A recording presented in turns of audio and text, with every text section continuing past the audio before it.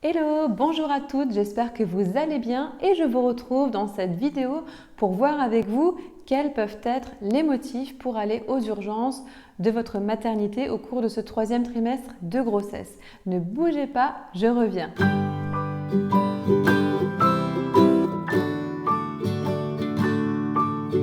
Alors, ce n'est pas censé vous faire peur, c'est juste à titre informatif que vous sachiez quoi faire si vous deviez expérimenter telle ou telle chose. Encore une fois, votre grossesse est censée bien se passer. On va voir là du coup des cas non courants ou en tout cas pas très fréquents. Alors déjà, les saignements, en général, c'est le truc qui nous fait le plus peur, mais mieux vaut savoir du coup les interpréter avant de partir au service des urgences. Il faut savoir qu'en général, c'est le col de l'utérus qui saigne. Donc vous savez maintenant qu'il est beaucoup plus vascularisé et donc les pertes rosées ou marron clair sont tout à fait normales. Elles peuvent survenir, comme on l'a vu, après un rapport sexuel ou même après un toucher vaginal par exemple. Lors de votre rendez-vous gynécologique du 9e mois, il a certainement dû toucher en fait pour voir comment est votre col en ce 9e mois. Est-ce qu'il n'est pas mou? Est-ce qu'il est encore bien fermé, long, etc. Et du coup, vous pouvez par la suite voir, même le lendemain, avoir des petites pertes rosées, marron clair. Tout ça, c'est OK.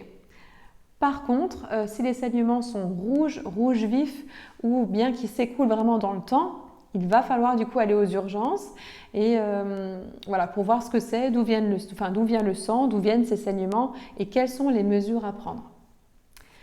Autre motif pour aller consulter les urgences, c'est si vous ressentez ne plus bébé bouger ou vraiment beaucoup moins. Alors donc il est normal en fait que bébé bouge un peu moins lors du 9e mois, comme il peut très bien aussi bouger tout autant pareil lors du 9e mois, il peut bouger un peu moins parce que du coup il prend un peu plus de place et donc ces cabrioles sont un petit peu moins faciles à exécuter. D'où le fait que du coup vous le sentez vraiment passer quand le bébé vous donne un coup ou bien qu'il a la bougeotte. Vous sentez bébé bouger depuis 20 SA environ, plus ou moins. Et depuis tout ce temps, vous savez, ou en tout cas, vous avez repéré ces temps de sieste un petit peu, ces temps où il est un peu plus actif. En général, c'est toujours quand la maman se repose, petit coquin. Donc, vous avez développé déjà un lien, une habitude. Et si pour quelconque raison, vous ne le sentiez plus bouger depuis, par exemple, la veille, mieux vaut prévenir que guérir et aller voir ce qui se passe. En gros, il faut que tous les jours, vous puissiez le sentir bouger de façon habituelle. Donc même si ces cabrioles durent moins longtemps parce qu'il a moins de place, tout ça, c'est OK. Mais il faut que ça reste d'une manière habituelle. Autre motif, c'est si vous avez de forts maux de tête, des nausées ou bien des vomissements, si vous avez des troubles de la vue, donc si votre vision est brouillée, floue ou que vous voyez des espèces de taches, et des douleurs à l'abdomen. Voilà, tous ces signes peuvent être des signes d'hypertension artérielle gestationnelle et donc un motif à aller consulter les urgences. Souvent, on n'a pas de symptômes et c'est lors d'un contrôle en fait chez le gynécologue ou la sage-femme qui vous suit que du coup l'hypertension peut être diagnostiquée. Donc si vous le savez et que vous expérimentez un de ces signes que je viens de citer, n'hésitez pas à aller checker aux urgences, au mieux on vous renvoie à la maison et donc du coup mieux c'est.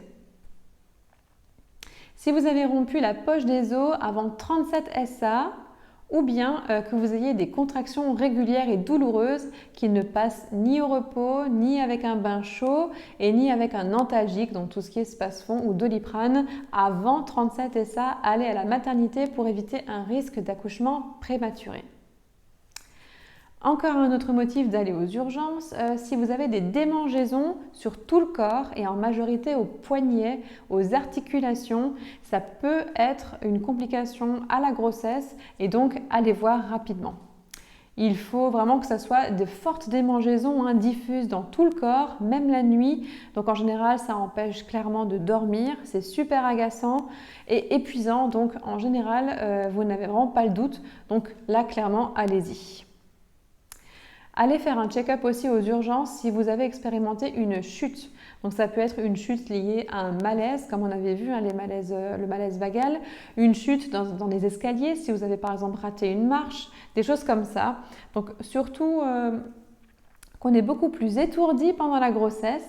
Donc on va juste vérifier en fait que vous alliez bien déjà dans un premier temps et que ça n'a pas affecté votre bébé. Par exemple, j'accompagnais une femme enceinte de 8 mois pleins, donc elle allait commencer en fait son 9e mois, qui faisait de la trottinette. Donc vous savez, les trottinettes pour adultes, elle rentrait en fait d'un parc de jeux avec son mari et ses enfants. Le mari était à pied, donc pour vous dire que voilà, elle n'allait vraiment pas vite du tout, c'était quasiment à la limite du surplace. Mais elle est tombée de la trottinette, elle a heurté du coup un mini caillou qui l'a fait se déséquilibrer. Et du coup, voilà, qui a déséquilibré sa trottinette du coup. Et elle me racontait qu'heureusement, dans sa chute, qu'elle a eu le temps en fait, dans le millième de seconde, de se tourner sur le côté en fait, et elle a atterri sur le côté, sur les hanches, au lieu d'atterrir sur le ventre comme elle était lancée dans sa chute. Donc vous pouvez vraiment voir là du coup inconsciemment l'instinct maternel pour celles qui pensent à tort qu'elles n'en ont pas. Ben là, clairement, vous pouvez voir que voilà, dans quelque chose dans une circonstance pareille. Voilà, vous allez le faire quoi. Donc elle avait peur pour son bébé en ce début de 9e mois. Je leur ai conseillé d'aller consulter aux urgences. Et au final, voilà, donc à part des bleus et des contusions pour elle, mais voilà, le bébé n'avait rien. Il allait vraiment très très bien. Et il a bougé après dans la nuit, le lendemain aussi, donc les autres prochains jours. Mais c'est vrai qu'au moins on s'est rassuré et on peut passer à autre chose clairement dans sa tête. Voilà, encore une fois, mieux vaut prévenir que guérir. Alors, ce n'est pas un motif pour aller aux urgences, mais plutôt aller consulter rapidement votre gynécologue ou votre sage-femme. C'est si vous pensez avoir une infection urinaire. En général, on sent et on reconnaît les signes, les brûlures en allant faire pipi, envie très fréquente d'uriner, donc encore plus que l'envie fréquente d'uriner du 3e trimestre, etc. Donc surtout, n'essayez surtout pas de vous soigner par vous-même, pas d'automédicamentation. Le traitement est différent, la durée du traitement n'est pas la même. Donc ne tentez rien et du coup, prenez rendez-vous le plus rapidement possible auprès de la personne qui vous suit. Le but est de stopper l'infection qui peut du coup remonter aussi dans les reins si elle est mal soignée ou pas soignée à temps.